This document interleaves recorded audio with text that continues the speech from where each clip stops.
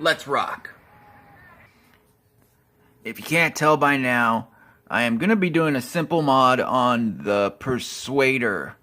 All you need for this mod is some cheap Teflon tape, need some silicone lubricant, a screwdriver, a Phillips head screwdriver that's small enough to fit into the screw holes in all of the little screw ports, upgrade spring, and something to cut the Teflon tape with. That's all you need. Get it all online. Okay, so I've removed all of the screws from the blaster, and I'm going to put it in this handy mayonnaise jar here. What you're going to want to do is you're going to want to go into your fridge and get a mayonnaise jar out, and you're going to want to eat all the mayonnaise out with a spoon, or even maybe like a butter knife or something. But you're going to want to eat all the contents of the jar. Woo-hoo-hoo-hoo! Almost dropped it.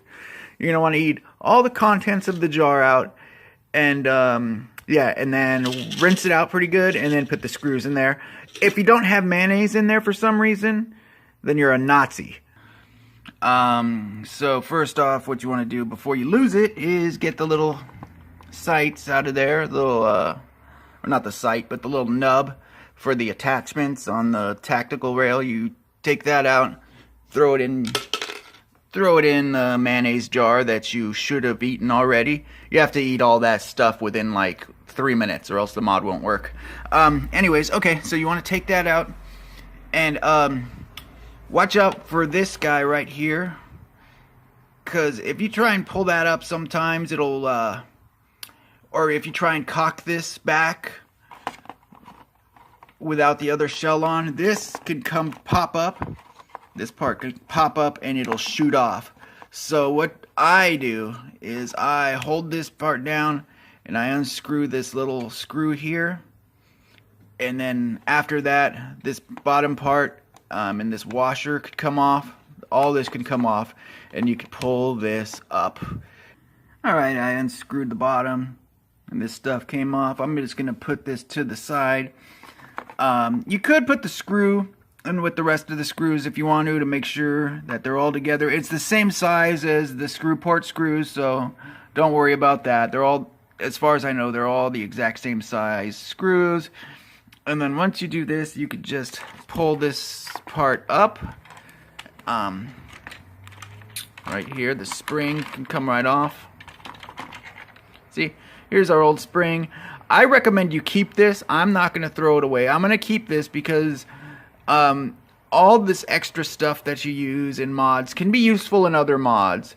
So what I want to get to is I want to get to the plunger head in here inside the plunger tube. So I'm going to remove this guy right here.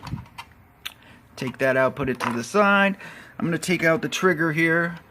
And there's a little spring on the trigger. Don't lose that, alright? Sometimes I could take it off and put it back on the post, but I'm just going to put it to the side here. Alright, so once you got that stuff out of the way, you're probably going to have to pick it up and start prying these pieces apart like I did off camera. It's not too difficult, but you need 2 hands to do it, so I'm not discriminating against anyone with 1 hand. I'm just saying, it's easier with 2 hands. So I had to pry this off, and bring a paper towel with you, because this plunger head in here is a bit greasy. Alright, so when you get this out here with 1 hand like a chump, see, check it out. Okay, you're gonna get this out, and I'm gonna wrap some Teflon tape around that O-ring there, and it's kind of greasy. That's why I brought the silicone lubricant in. I'm gonna wipe this all down with a paper towel. You can leave the original stuff on if you want, I guess, but I'm gonna wipe it off, take the O-ring off, put maybe four wraps of the Teflon tape around, put the O-ring back on, and put some lubricant around it and stuff it back in. Alright, I put about 3 wraps of Teflon tape, about 2 or 3 wraps of Teflon tape inside of the plunger head here. Teflon tape, I got that at Home Depot for like 67 cents for that roll. Super cheap, like I am. So I got that on there. I'm about to put the O-ring back on, and then I'm going to rub some lubricant around the sides, and then I'll just stick it in and out. Oh yeah, put it in and out to make sure that there's not too little friction and not too much friction. You just want to make it just right, y'all. Okay, so I just put it in the plunger tube. Seems fine. It works. I have the right amount of tape on there, it feels. I'm going to run a little bit of this silicone grease around the O-ring, and then I'm going to stuff that back in there. Silicone grease, I got this from Hobbytown. I'll put a link in the description. I don't remember the cost, but I'll put the link down so you guys can see. Okay, so I put the plunger head back into the plunger tube. Now what I'm going to do is just put the spring on and put it back together. There was 2 holes in the top of the plunger head. Some people pad that, or they put hot glue into those 2 holes. I might do that in the future. Right now, I don't think it's really necessary to plug those little things up. I just want to show the minimalist thing you can do to it. You know, so in the cheapest way you can modify it. And it's been pretty cheap so far, so let me just put the spring on and I'll finish this sucker up here.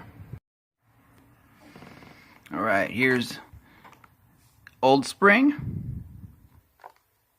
Here's the newer spring. Yeah, that feels a lot tighter. A little bit smaller in length, which is good, because this one was pushing too much onto the bottom there where that washer, that rubber washer head was. So I like the size of this a little bit better. Sometimes you might have to twist, bend in the tops to fit into what you're doing, but this seems like it'll work pretty well. I think this will work perfectly. So yeah, that's good. I got the new spring on there, and the screw, that one is a pain in the ass. When you have a new screw on, a new spring, damn me. When you have a new spring on, that thing's hard to push up and screw back into place. So yeah, it's difficult to do. What I did was I put the screw inside of that little plastic round piece, and I shoved it in there and you had to push them together to try and make the screw catch while you're turning it. So but finally I did it. Yeah, so that's a little difficult, but I think I have everything back into place, and I'm just gonna close this up and fire this sucker. Alright, got it all put together again. It's a little harder to prime now, which I expected, but it'll work itself out. It'll get easier. I have a 10K spring in my hammer shot, and it was very tough to prime at first, but it's so much easier now. Springs, they kind of work themselves out, so it gets easier. I wanted to do a firing demo, but I can't really do one.